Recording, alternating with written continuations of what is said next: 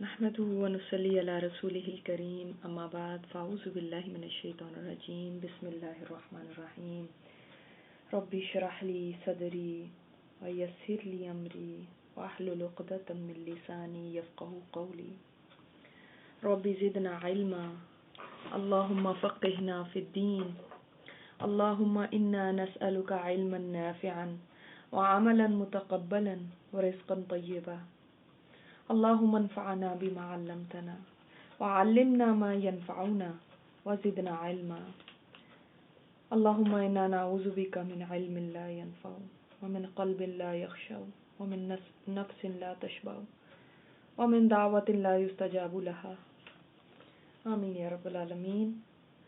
फिर अल्लाह ताला ने फरमाया कि अब ये कंक्लूजन है, ये जो आयत है ना, आयत नंबर 12, दोनों तरह के लोगों की बात हो गई।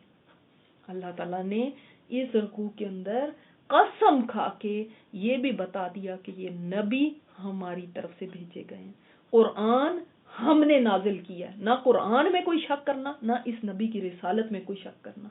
कुरान का मकसद बयान कर दिया गया। फिर दो तरह के लोगों का बता दिया गया, कौन से रिएक्शंस होंगे लोगों के। पहले जो वो लोग हैं जो आयत नंबर 7 से लेकर 10 तक में आ गए। दूसरी किस्म के कौन से लोग हैं जो 11 आयत के अंदर बता दिए गए। अब एक कंक्लूजन है, तुम नहीं मानते कि ऐसा बास बादुल मौत होगा, यानी उठाया जाएगा मौत के बाद, तुम ये नहीं मानते बात।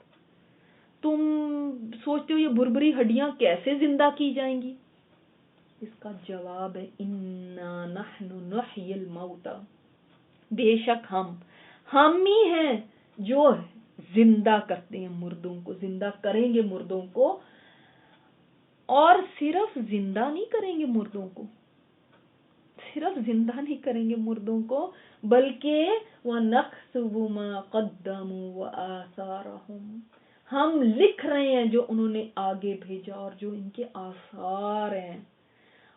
हमने एक एक एक्शन, एक एक नियत, एक एक बात, एक एक नजर का उठना, हर चीज को लिखा हुआ है। तुम सिर्फ जिंदा होने की बात करते हो, हमने तो ये सब लिखा हुआ है, ये सब तुम्हारे सामने हम ले आएंगे। सिर्फ जिंदा करना तो छोटी बात रह गई, ये एक एक चीज आएगी तुम्हारे सामने। ये ऐसे ही है, मसलन कोई किसी को कहे मैं नहीं मानती आपने मैट्रिक किया हुआ है, 10th ग्रेड आप पास हुई हुई है, 10th ग्रेड में आपने साइंस पढ़ी थी, मैं नहीं मानती, कोई इसका सबूत लाए। वो सबूत लेके जाता है, दिखाता है कि मैं तो PhD हूँ, प्रोफेसर हूँ एक यूनिवर्सिटी में साइंस की। तो अब वो अपने आप में ही शर्मिंदा हो जाता है कि वो मैं तो इसको 10th ग्रेड की साइंस का सोच रही थी, कि उसके ऊपर शक कर रही थी, इसने तो मुझे दिखा दिया तो PhD है इसके अंदर। इसी तरह तुम ये कहते हो कि मुर्दे को जिंदा कैसे करेंगे। वो मुर्दे को जिंदा करना क्या, हम तो एक एक अमल सामने ले आएंगे, एक एक अमल हमने लिखा हुआ है। और कौन सा एक एक अमल हम लिख रहे हैं, मा क़द्दमू व आसारहुम, जो उन्होंने आगे भेजा और जो उन्होंने पीछे छोड़ा। आगे भेजा और पीछे छोड़ा की तफसीरें बहुत सारी आई हैं, जो एक एक करके आप लिख सकते हैं। क़द्दमू में जो उन्होंने आगे भेजा, यानी जो उन्होंने अमल किए, नेक बुरे जो उन्होंने आगे भेजे, वो हैं क़द्दमू। और आसार क्या है, आसार हैं, एक तो लिटरल मीनिंग आसार का, यानी निशाने कदम। आसार क्या किसको कहते हैं, फुटप्रिंट्स को। फुटप्रिंट्स भी हमने लिखे में, तो वाकई लिटरली जो फुटप्रिंट्स है ना, वो लिखे जाते हैं। इसलिए कि एक हदीस में आता है, मदीना में बनु सलमा का कबीला था जो मस्जिद नबी से कुछ दूर रहता था। तो उनको यानी करीब मस्जिद नबी के करीब कुछ जगह अवेलेबल हुई, तो उन्होंने सोचा कि हम वहां पे मूव हो जाते हैं, क्योंकि वो मस्जिद आते थे नमाज पढ़ने के लिए, अब उनके लिए जरा सहूलत हो जाएगी। तो जब आप सल्लल्लाहु अलैहि वसल्लम को इस बात का इल्म हुआ, तो आप सल्लल्लाहु अलैहि वसल्लम ने फरमाया, नहीं बनु सलमा तुम वहीं रहो, इसलिए कि तुम्हारे जो कदम हैं वो भी लिखे जाते हैं, कदमों का भी अजर मिलता है। जितने कदम कोई चल के जाता है उनको हर हर कदम को लिखा जाता है। इसके बाद उन्होंने अपना ये فیصلہ بدل لیا اور وہ وہیں اسٹے کیے. اور صحابہ جو سن رہے تھے، میں نے ابھی آپ کو کیا بات بتائی کہ صحابہ کیسی آیتوں کو لیتے تھے، کیسے کرتے تھے. آپ صلی اللہ علیہ وسلم نے اسی آیت کی پھر تلاوت فرمائی کہ اللہ تعالیٰ ان قدموں کو بھی لکھ رہا ہے. ان قدموں، یہ جو ہمارے ساتھ بیٹھے ہوئے فرشتے نا، یہ لکھ رہے ہیں ان قدموں کو بھی. اللہ نے ان کی ڈیوٹی لگائی ہوئی ہے کہ تم لکھو. تو صحابہ نے اتنا اس کو لیا اس طرح سے کہ اس کے بعد جب وہ مسجد کی طرف جاتے تھے تو چھوٹے چھوٹے قدموں سے جاتے تھے کہ ہمارا تو ہر قدم لکھا جا رہا ہے. سبحان اللہ.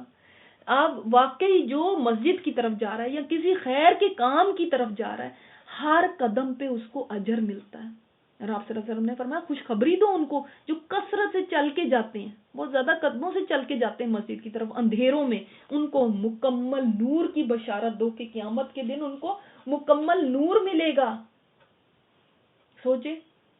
اور آپ صلی اللہ علیہ وسلم نے فرمایا نماز پڑھنے کا سب سے زیادہ اجر اس شخص کو ملتا ہے جو سب سے زیادہ دور سے نماز پڑھنے کے لیے مسجد میں آتا ہے.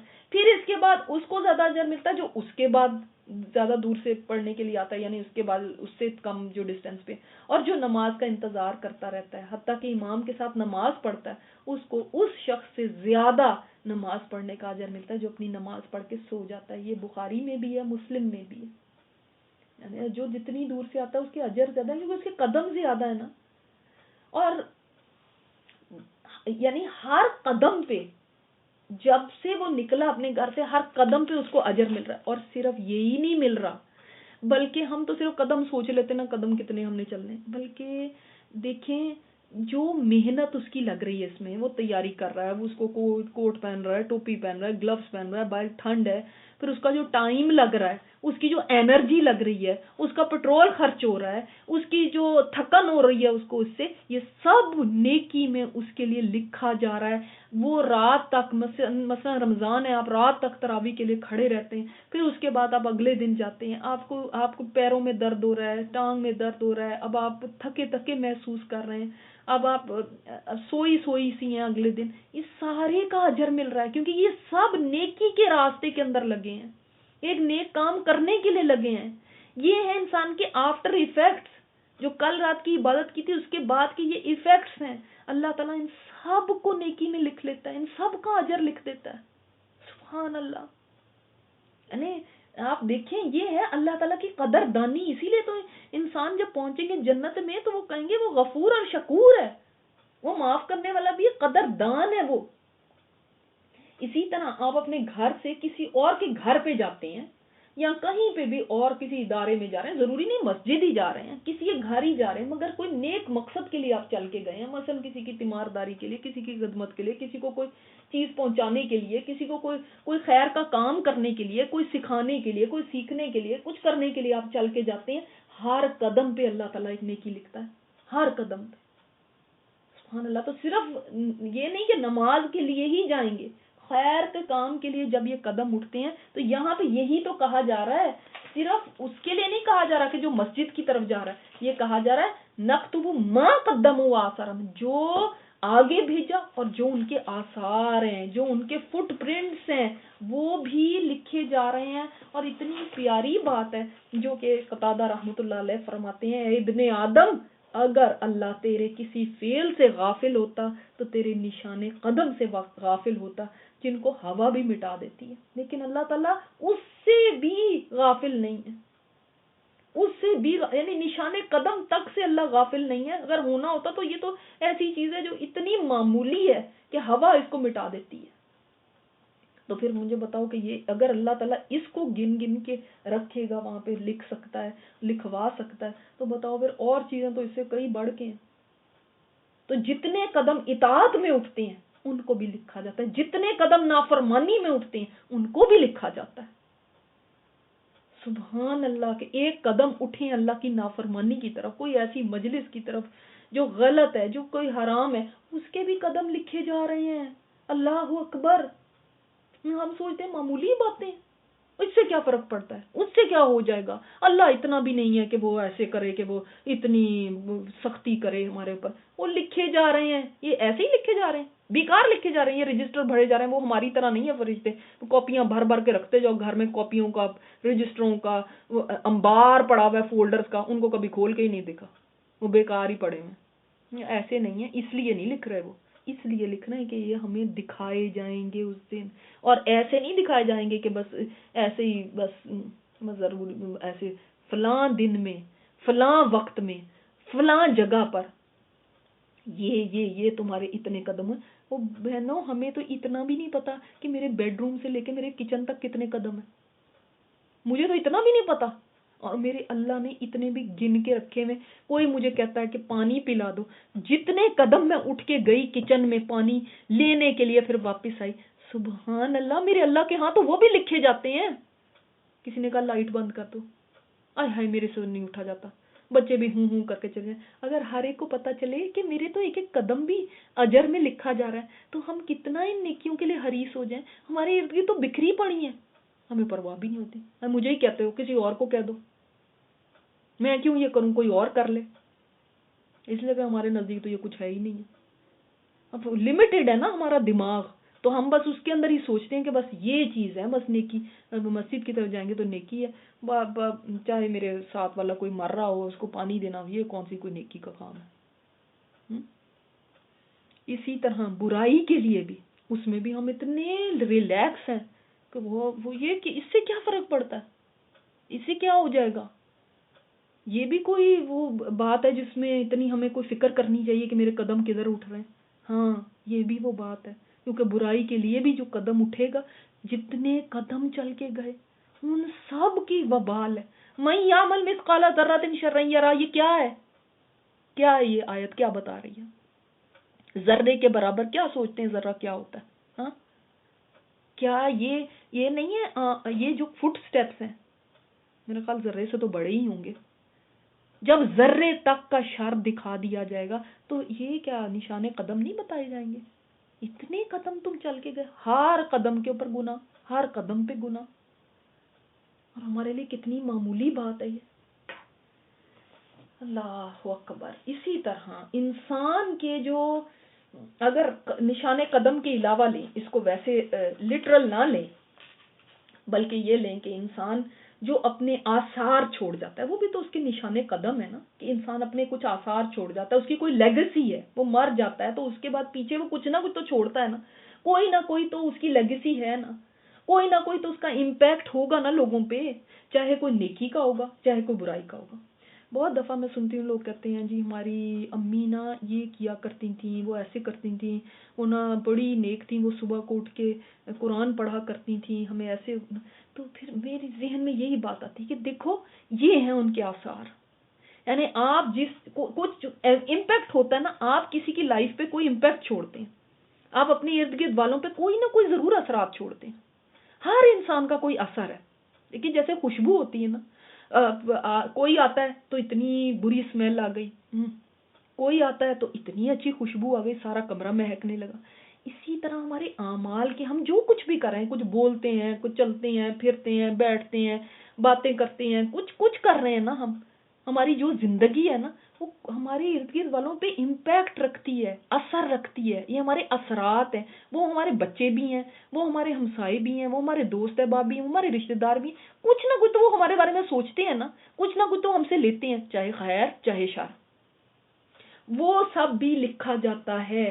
انسان مر بھی جاتا ہے تو یہ اثرات پیچھا نہیں چھوڑتے، انسان کے پیچھے سے ان لوگوں نے اس سے کیا لیا۔ کسی نے کہا ہماری تو امی بھی بڑی ماڈرن تھی، انہوں نے ویسے تو ہاں ٹھیک تھی، اللہ اللہ تو کرتی تھی، لیکن اتنی ماڈرن تھی، انہوں نے بھی کبھی پردے وغیرہ کی پرواہ نہیں کی تھی، سب وہ کرتی تھی اپنا پورا فیشن۔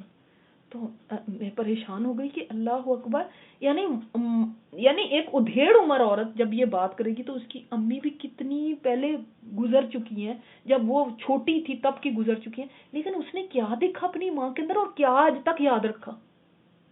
سبحان اللہ، یہ ہیں ہمارے اثرات۔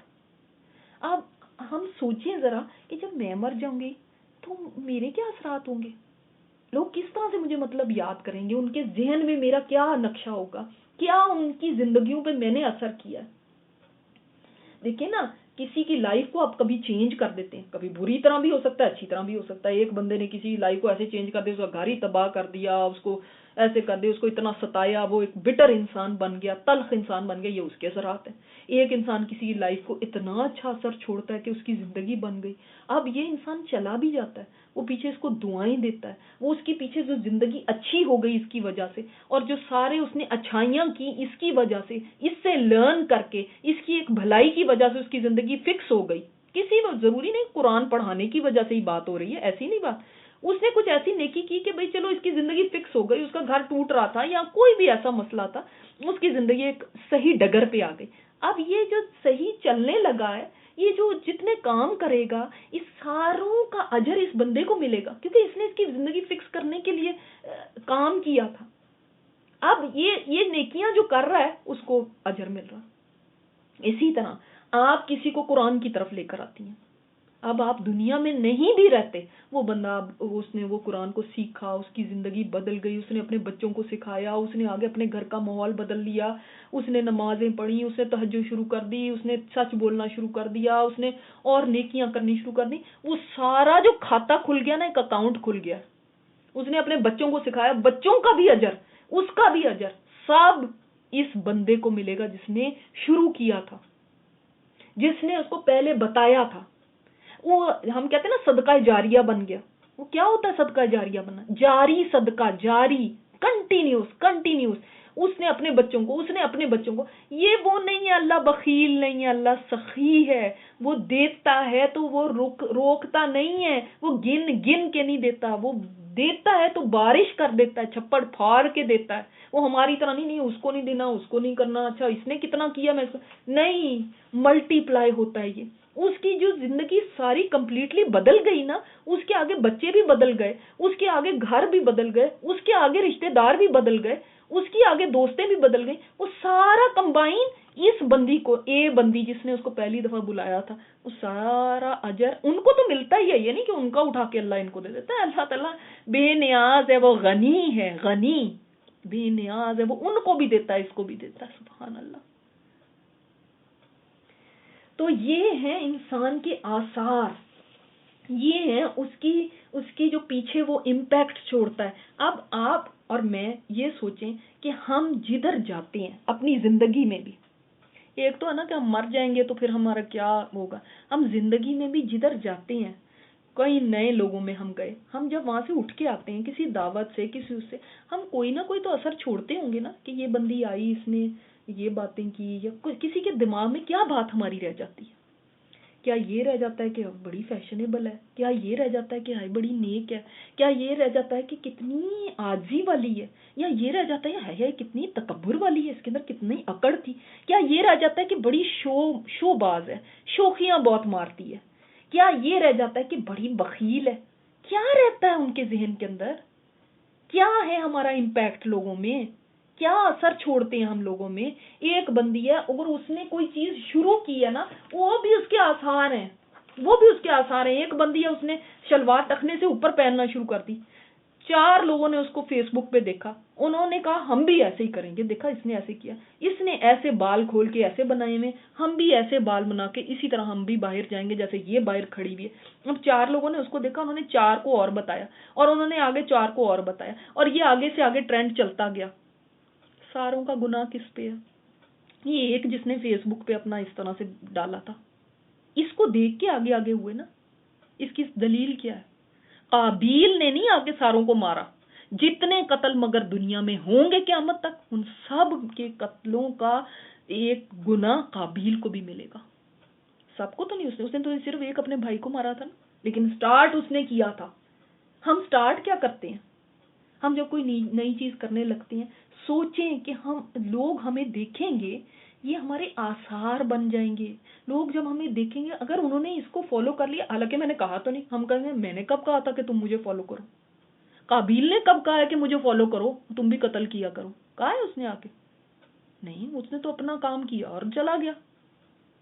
کہنے کی بات نہیں, مگر دیکھا دیکھی جب ایک چیز کوئی شروع کرتا ہے, اس کے پیچھے جتنے لوگ اس کو کرتے ہیں, سب کا گناہ پھر اس کے اوپر جاتا ہے. جیسے آپ صلی اللہ علیہ وسلم نے فرمایا, مسلم میں یہ روایت ہے جس شخص نے اسلام میں کوئی نیک کام شروع کیا اسے اس کا اجر ملے گا. مثلا کوئی سنت ہے, لوگ بھول چکے ہیں, آپ نے اس سنت کو دوبارہ ریوائیو کرا دیا, آپ کو اجر ملے گا جتنے لوگ کرتے رہیں گے. جو اس کے بعد عمل کریں گے ان کا اجر بھی ملے گا اس کو, اور ان کے اجروں میں بھی کوئی کمی نہیں ہوگی. اور جو شخص اسلام میں کسی برے طریقے کو شروع کرتا ہے اس کو برے طریقے کا گناہ ہوگا, اس کے بعد جو لوگ برے طریقے پر عمل کریں گے ان کا بھی گناہ ہوگا, اور ان کے گناہوں میں بھی کوئی کمی نہیں ہوگی. یہ نہیں ہوگا کہ ان کا گناہ لے کے اس کے سر پہ ڈال دیا جائے اور ان کو بیچاروں کو ہمیں کیا پتا تھا, وہ تو ہم نے اس کو کرتے ہوئے دیکھا تھا. ایسے نہیں ہوگا. لوگ بڑی بڑی انوویشنز کرتے ہیں, بڑے بڑے طریقے نکالتے ہیں, کوئی پہننے میں, کوئی اوڑھنے میں, کوئی گھروں میں, کوئی شادیوں میں, کوئی غموں کے اس کے اوپر کبھی نئے نئے طریقے سوچتے ہیں کہ ہم اس طرح سے کر لیں, ہم ایسے کر لیں.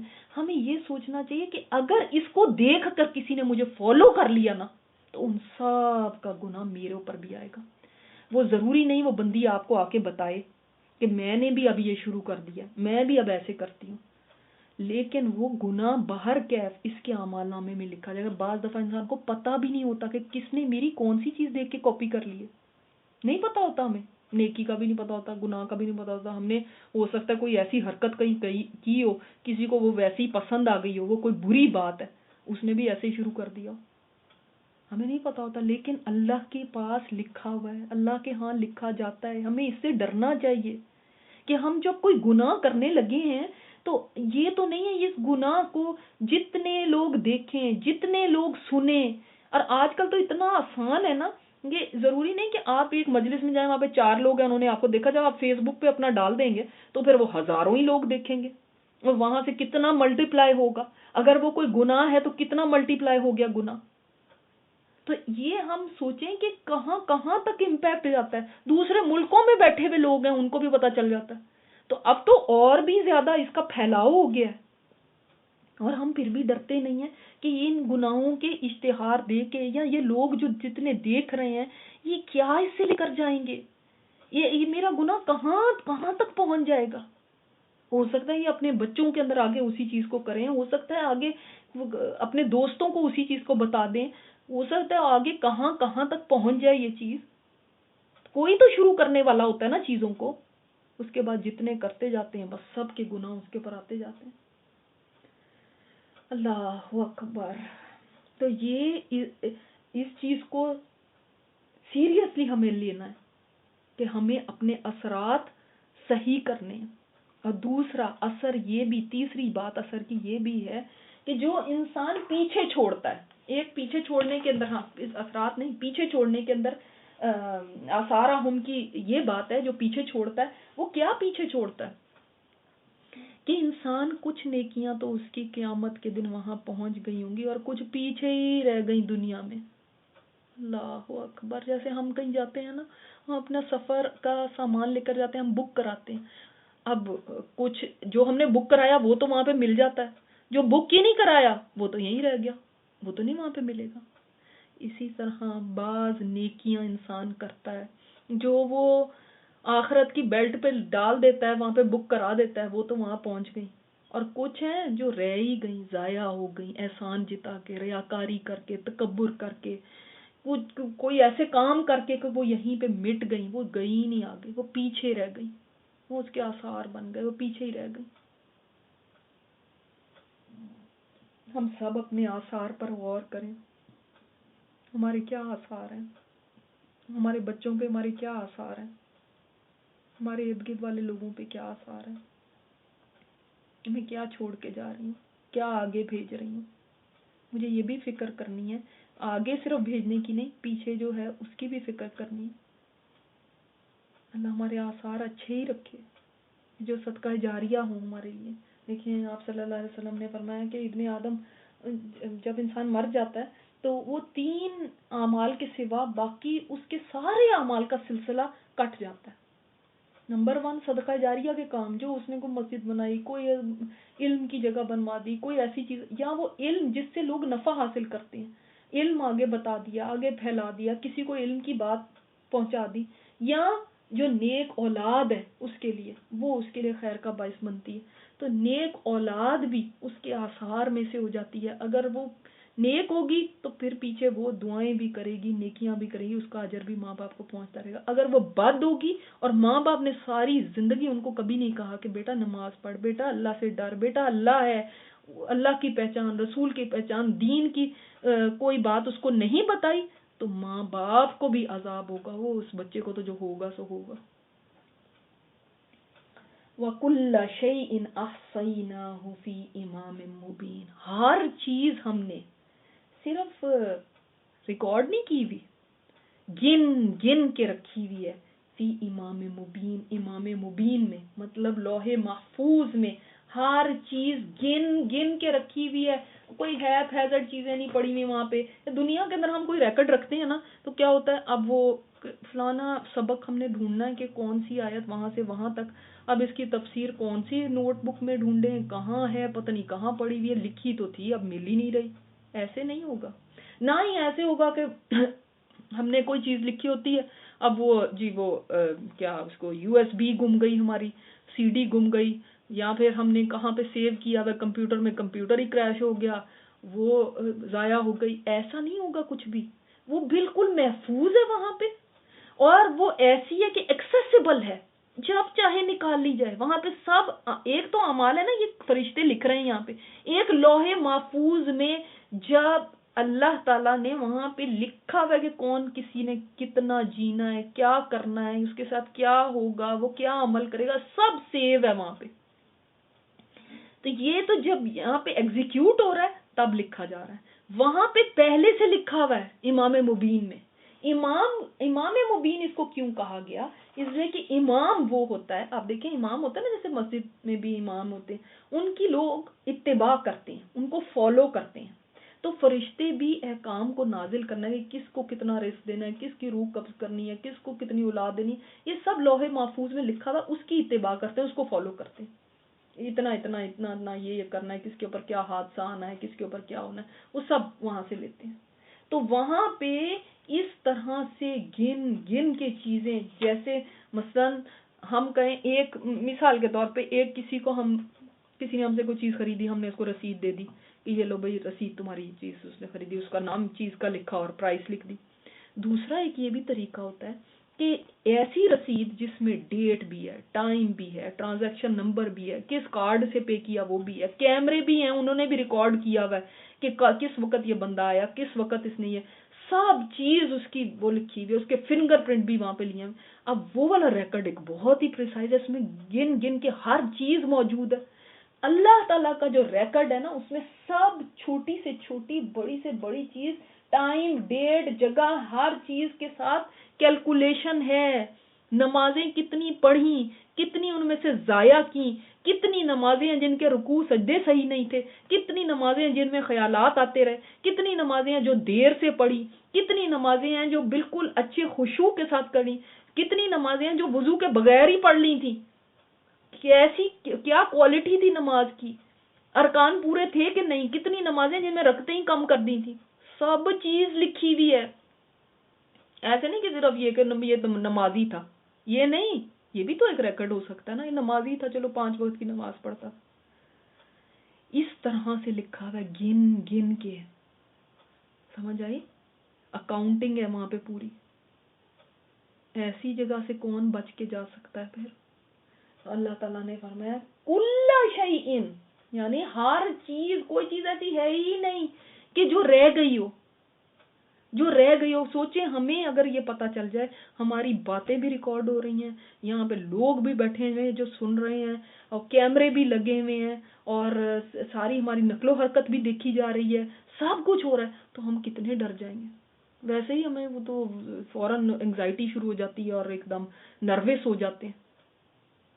سوچیں کہ ہر وقت یہ کرامن کاتبین بھی لکھ رہے ہیں، اللہ تعالیٰ بھی واچ کر رہا ہے ہمیں، ہمارا وہاں پہ بھی ایک لوح محفوظ میں ریکارڈ موجود ہے، پھر بھی ہم کتنے بے فکر ہیں، کتنے نہ ڈر ہیں، ذرا بھی ہمیں نروسنس نہیں ہوتی، گناہ کرتے بھی نہیں ہوتی، یہ نروسنس کیا ہے، گناہ کر رہے ہیں، کتنا کچھ میرے پاس ریکارڈنگ ڈیوائسز موجود ہیں، اور نہیں اور تو اور دیکھیں یہ تو ہے، اس کے علاوہ بھی ریکارڈنگ ہو رہی ہے، یہ ہاتھ ہیں ریکارڈ کر رہے ہیں، یہ سکن ہے ریکارڈ کر رہی ہے، یہ آنکھیں، یہ کان، یہ قیامت کے دن یہ بھی بولیں گے، یہ بھی ریکارڈنگ کر رہے ہیں، ہڈن کیمراز ہیں یہ ہمارے، تو ہر جگہ ہماری ریکارڈنگ ہو رہی ہے، انہوں نے ہی بولنا شروع کر دینا.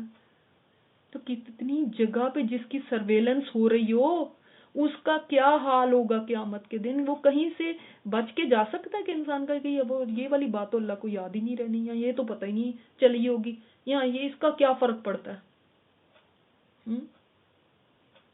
انسان کتنا گھرا ہوا ہے اللہ کی قدرت میں، پھر بھی وہ نہ ڈر ہو.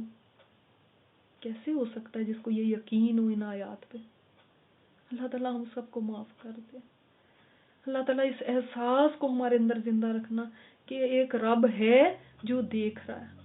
ہمارے کرامن کاتبین ہیں جو ہمارے اعمال لکھ رہے ہیں. ہماری ہر طرف سے ہمارے یہ ریکارڈ رکھا جا رہا ہے. کیوں رکھا جا رہا ہے؟ تاکہ تمہیں اس دن دکھایا جائے. یہ ایسے ہی نہیں رکھا جا رہا، یہ بیکار کام نہیں ہے، یہ بیکار ایکٹیویٹی نہیں ہو رہی.